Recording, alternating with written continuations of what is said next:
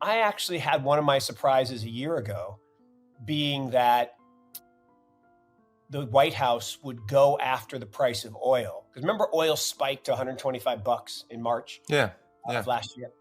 And everybody's like, oh, it's going 200 or 300. I'm like, no way, y'all. This is an election year.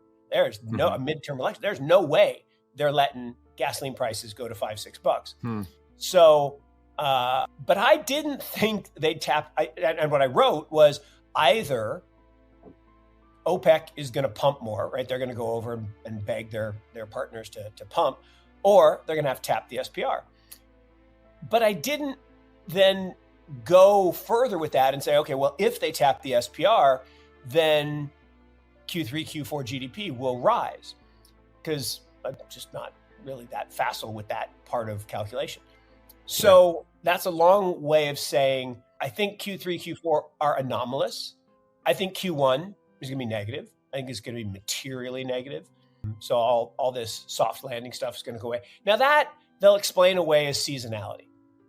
And I love this part. So they seasonally adjust all the numbers. Yet first quarter always seems to be really tough. Like, well, but if you seasonally adjust, why don't you seasonally adjust all the way?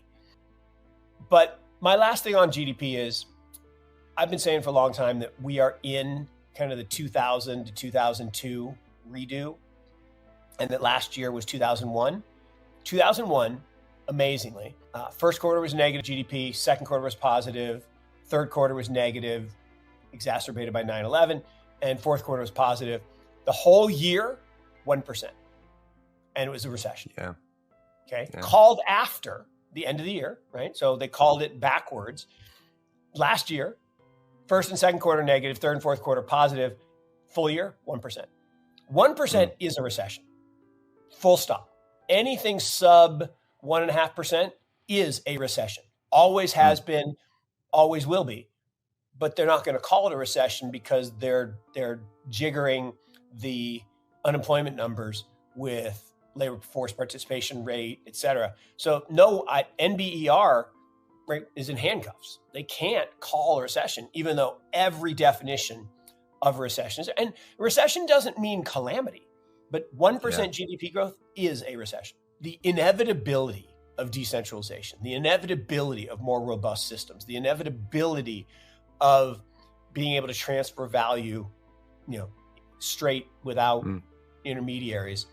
It's all there. It's all, and our lives will be enhanced. Now, are there going to be grifters? Are there going to be scammers? Are there going to be bad people? Of course. But go back to the internet. Tons of grifters, tons of scammers. I mean, the original ISP, internet service providers, like when it was a bunch of guys with, computers in their basement, tons of bad stuff where they were, phishing your credit card number and, buying all kinds of crazy stuff. So it's not a surprise that bad things happen in crypto. What's surprising is that we act like it's new. It's just not, right? You go back to any technological innovation. Railroads. There are plenty of grifters around railroads. There are grifters around, air travel.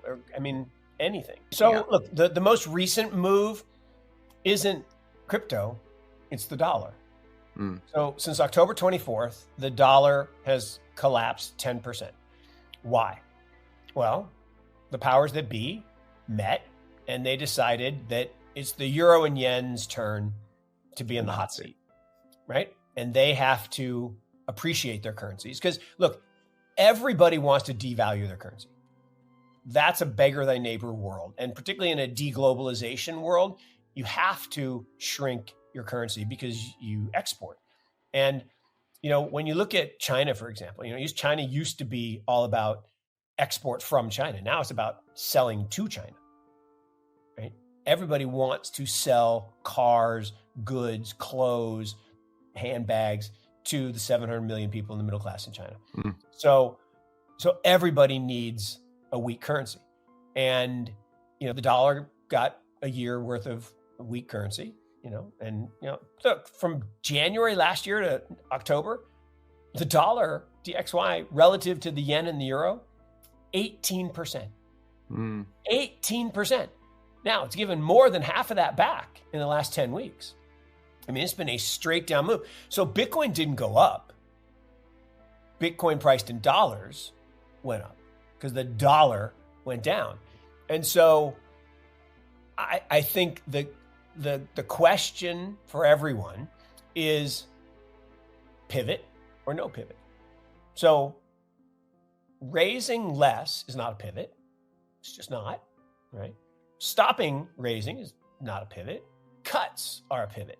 Now, I think it's very low likelihood there's going to be cuts. I mean, Jerome the Hawk says he's gotten to 5.5 on the short end. We'll see. Everyone's convinced he's only doing 25 next week. We'll see. Mm-hmm. I think the continued pressure on him to raise less, and Ms. Lagarde is now in the hot seat. She's got to raise rates. She's 200 basis points behind. It's weird though, right? In that she started raising rates and European stocks went like this. I mean, straight up. Now I get European bank stocks going up. They should, because you're expanding the NIMs, but other stocks should have got whacked, but they didn't. They've actually rallied more than the US since October.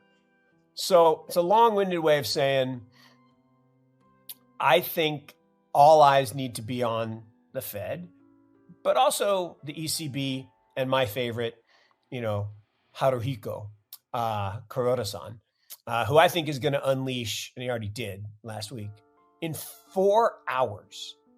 No, I'm sorry, 4 days, 4 days, 4 days, not 4 hours, 4 days. In 4 days, he completely reversed all of the global QT by doing $32 billion of QE. In 4 days, reversed the entire previous year of QT.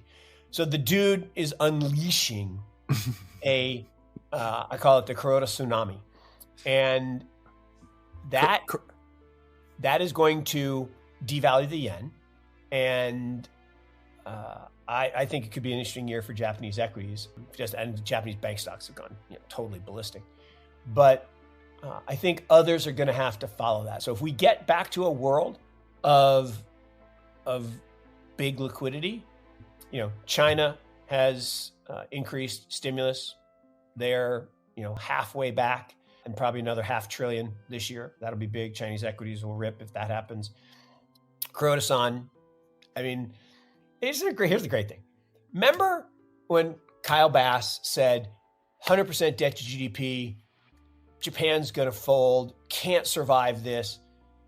They're at 226. I know. 226. I know. And he bought 14% of the JGBs.